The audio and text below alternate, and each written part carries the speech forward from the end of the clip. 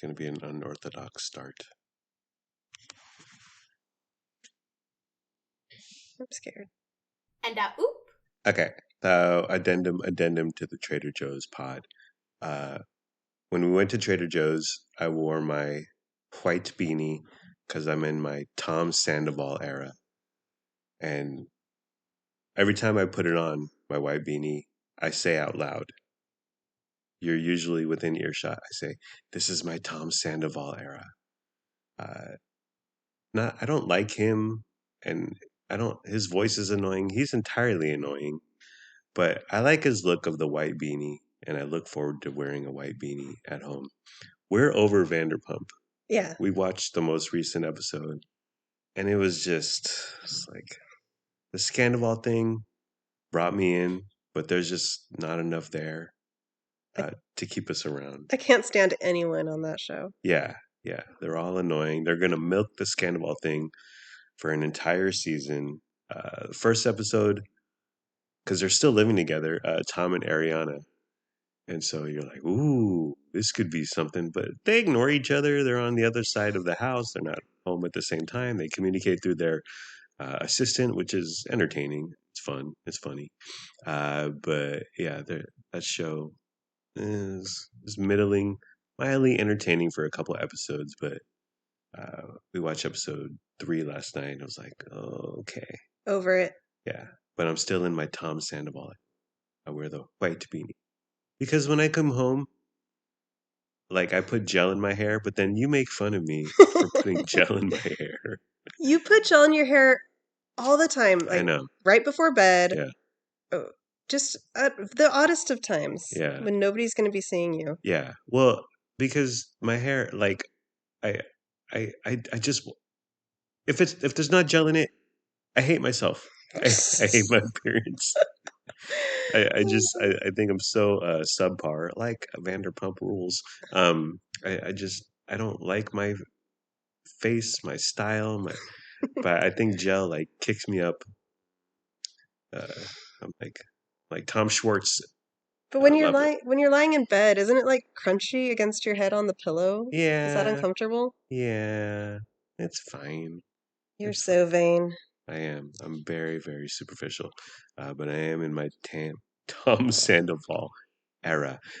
So we bought some sliders from Trader Joe's, and Trader Joe's deems them mini cheeseburgers, described as a fully cooked seasoned beef patty with cheddar cheese and burger sauce, nestled between a sweet aloha roll. We bought these for Lennox. Lennox's journey with burgers is something to behold. Like, he started just plain as possible, just meat, bread, slowly added cheese, little ketchup here and there now. And then when we were at Drake's, your dad got a regular burger, and then Lennox just took a bite of it. And was like, okay, with like all the fixings and everything, lettuce, tomato, etc. He doesn't like the dressing, the sauce that comes on most burgers.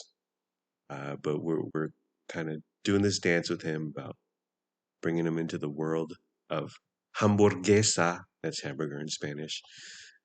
So we bought these mini cheeseburgers, aka sliders. And honey, tell us about the tragedy that unfolded. I followed the directions to a T. Okay? I did what I was supposed to. Yeah. I didn't break any rules. Yeah. And they were burnt. Yeah.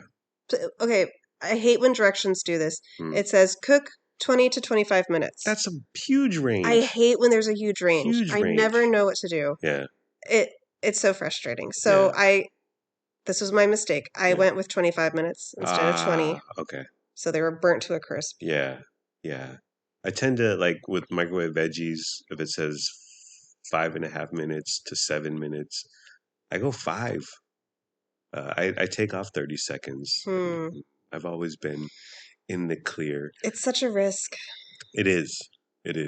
But I figure, why with microwave veggies especially, because they're in the bag. They're roasting themselves in the bag. It's cooking. So I always tend towards the low end. You went with 25 minutes. Yeah, the tops were burnt to a crisp. But I took off the top. I took off, which was like a piece of charcoal. And I ate them, and they were fine. Uh, they were decent. The bun was good, like the sweet. It's like the King's Hawaiian roll kind of thing going on. So the bread part was good. I didn't like it. I'd Then, rather it be on a savory bun. oh, I'm not here for that sweetness. hmm. Uh, and then the meat and cheese were there, and whatever. They were fine.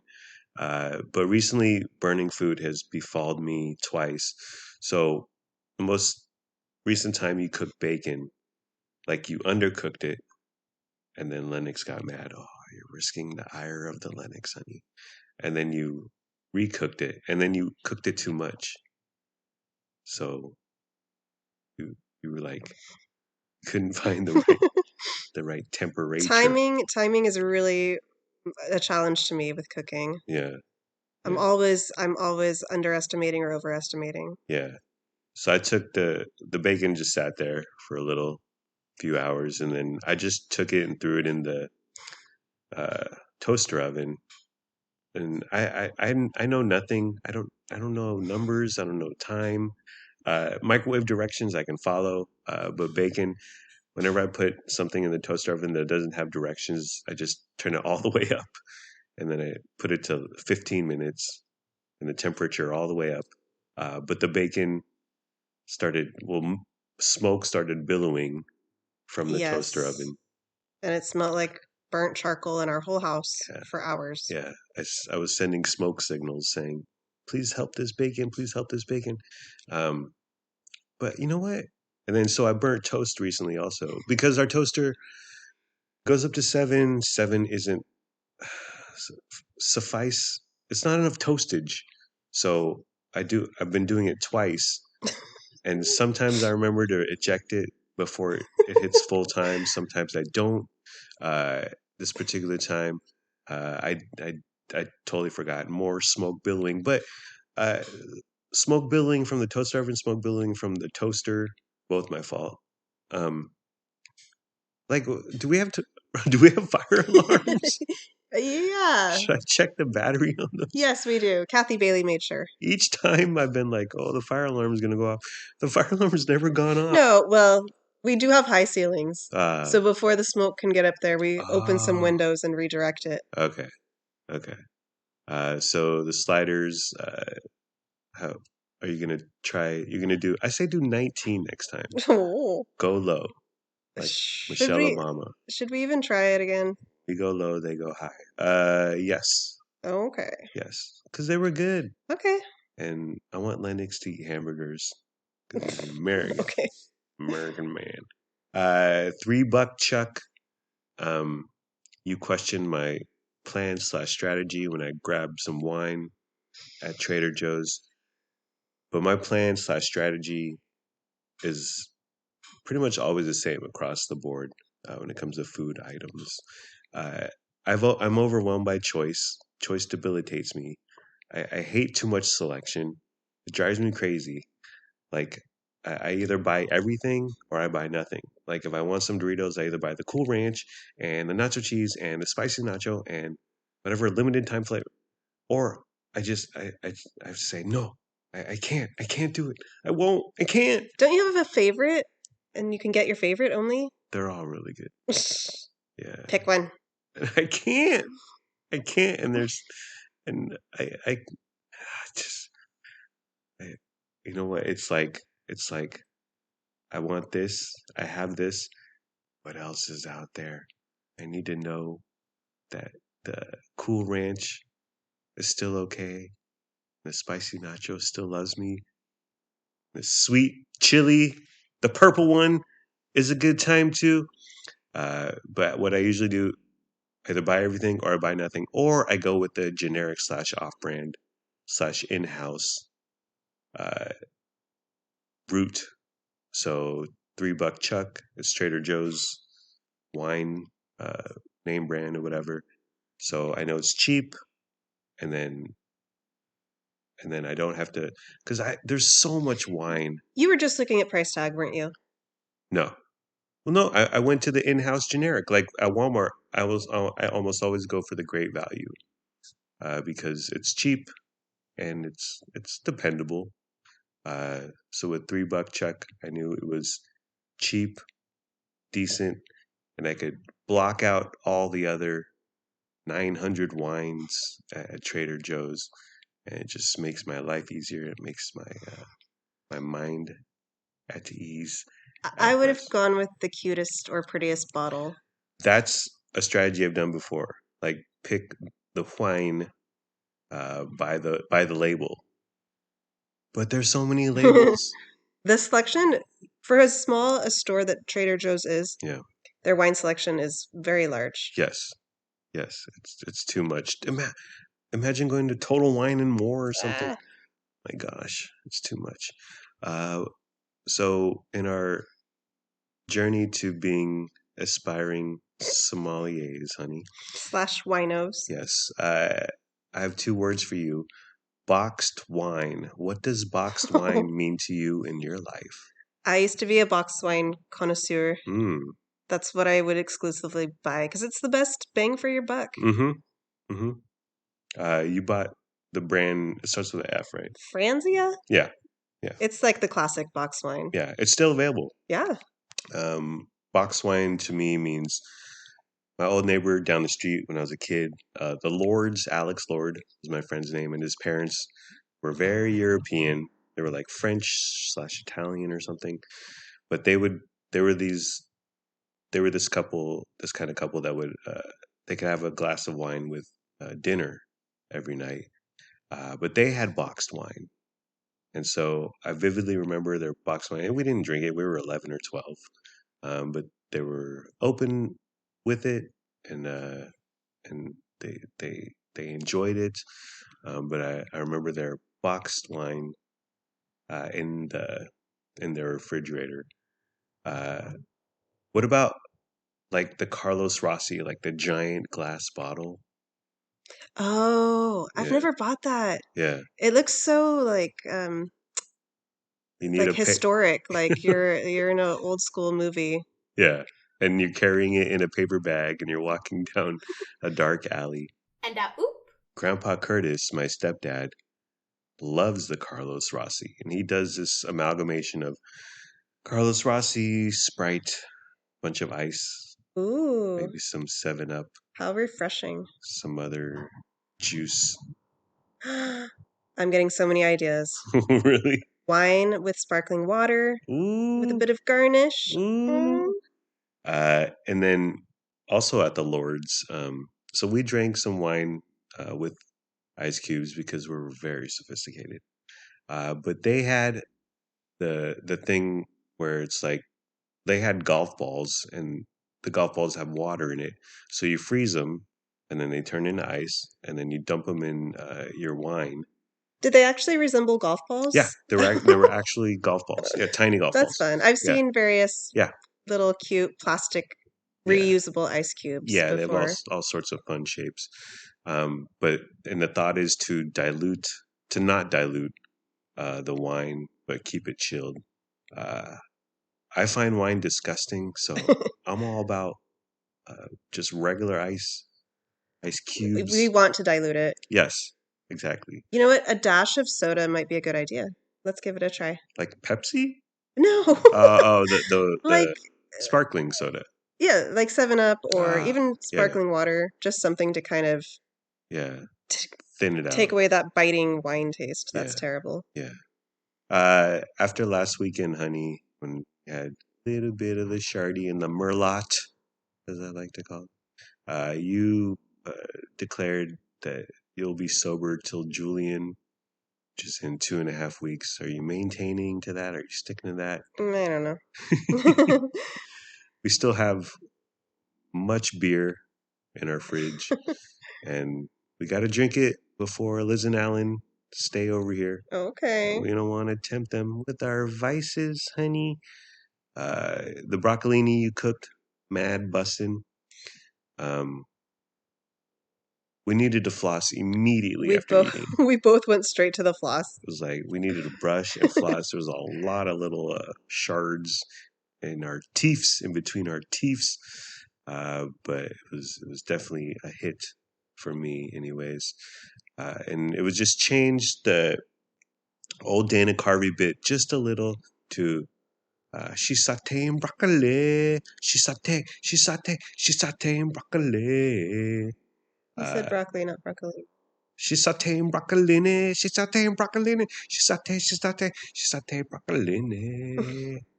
Take two.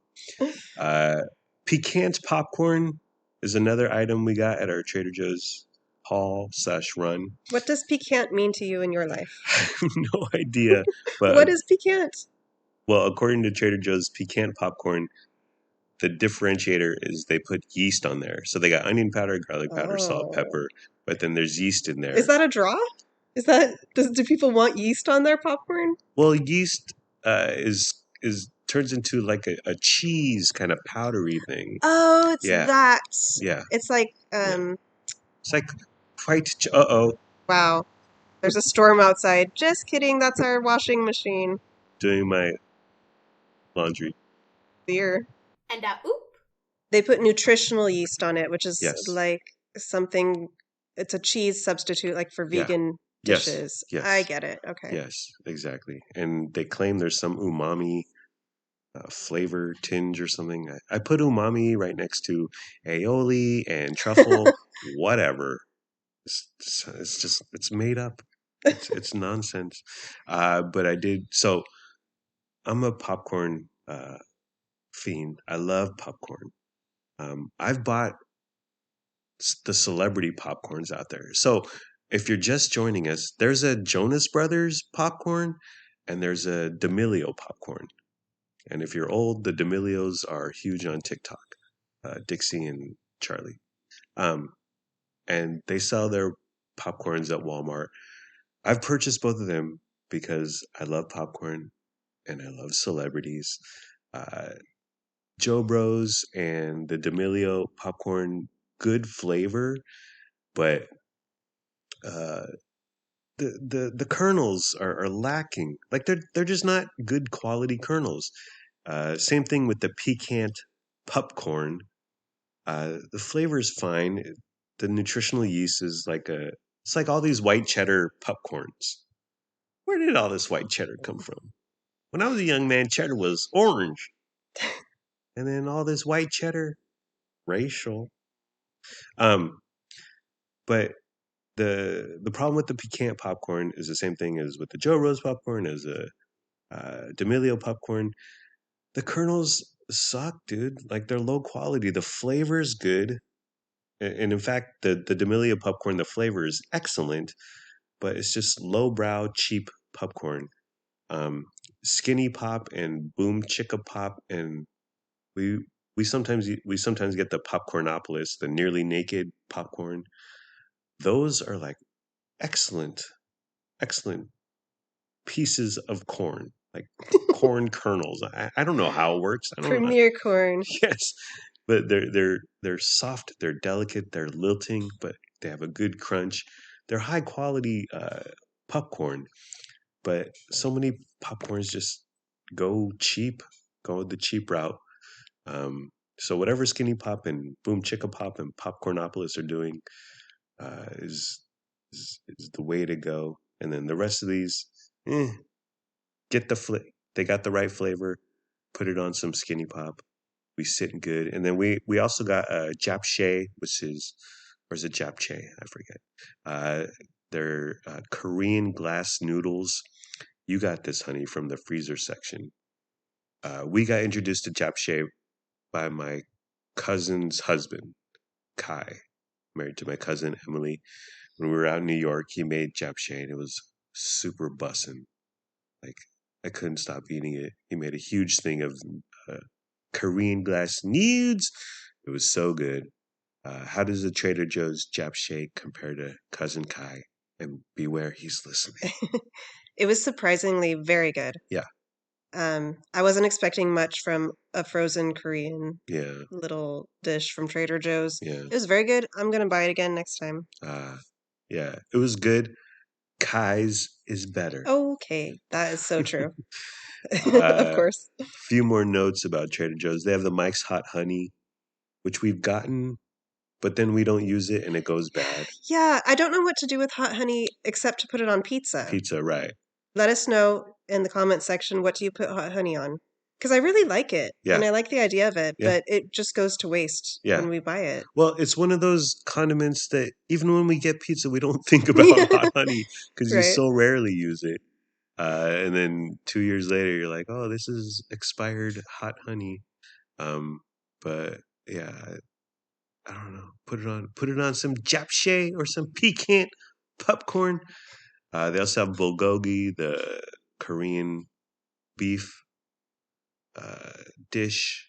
But for frozen food, now it is 16 ounces. But for a frozen entree, dinner, whatever, it's $12.99, dude. That's ridiculous. It's unimpressive to me. Yeah. It's fine, but yeah, not for $13. Yeah. And then they also have Korean short ribs, which I always want to get, but it's $15.99. It's so pricey for that. I feel like you should be in a restaurant. Yeah. And for ribs, it's hardly any meat. It's mostly bone. Yeah. Yeah. Well, I have fond memories of my Uncle Ang's wife making us Korean short ribs every time I visited them in Fremont. She would make a huge pile of these, and we would just go to town. We're so flippin' tasty. But that $15.99 price tag for a frozen food, I feel like if you're paying over $10 for frozen food, that's only like those family lasagnas that are like 12, 13, 16 bucks. Like, okay, there's enough for 8 to 10 here. At least then you're paying for the quantity. Yeah. Yeah. Oh, and then another note about my Bobby Brown pod. He's no longer young and in shape, but who isn't? Welcome to the club. He's thick now, and he's still on tour, but he goes to casinos and state fairs. And it's the kind of thing where he's out there, he's performing, he's got the dad bod, he's got a belly, and it's him, but like during my prerogative, his backup singers are doing 80% of the work. Like they're singing and they're putting in all the effort, and he's out there and he's dressed up in some glamorous, sparkly outfit. And oop. Yeah, he's out there barely performing, but at least he's doing something, I guess. Yeah. And then, I talked about how him dealing with his daughter in the hospitals, and them administering drugs that some worked, some didn't, doing some therapy that worked, some didn't. It's just the entire grueling process. And he had to transfer. He transferred Bobby Christina to a different hospital and then another hospital. But he said, the first two hospitals, the first two Atlanta hospitals, he said, doctors and him always discussed everything. We're on the same page.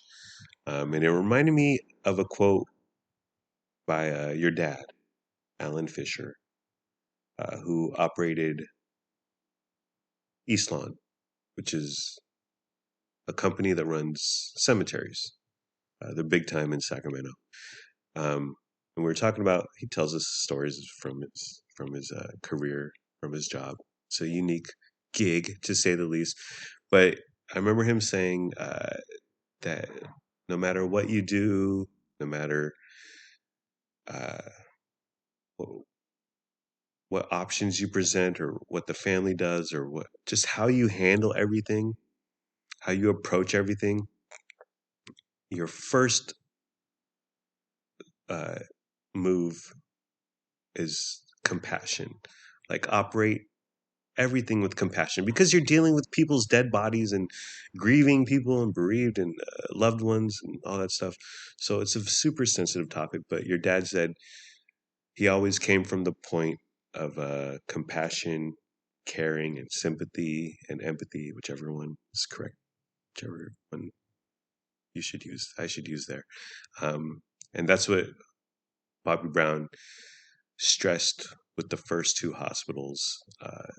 There's just, they always had his daughter's best interests and his his interests and would kind of lay everything out there, and just you just operate with the heart, and not be so cold like that third hospital in Chicago.